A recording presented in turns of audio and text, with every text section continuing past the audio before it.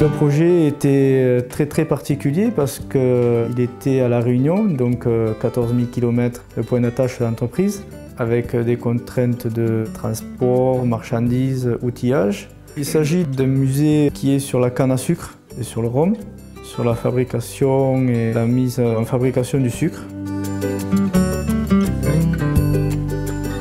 Pour réaliser ce chantier, on était 2 personnes. Les défis, c'était déjà que mon ouvrier veuille me suivre et être sûr de la réalisation technique et d'avoir les matériaux nécessaires pour faire le chantier. On a eu 7 jours pour réceptionner la marchandise et la mettre en conteneur.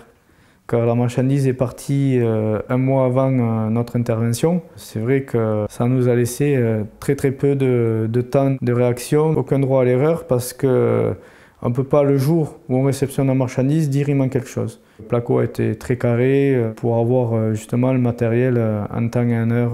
C'était une structure pour contenir des maquettes et une maquette de bateau. Il y avait des spécificités de plafond, des ouvrages pour pouvoir mettre en place des vidéoprojecteurs, des éclairages et que ça soit caché. La solution technique placo, c'était du Megasteel pour déporter à charge lourde.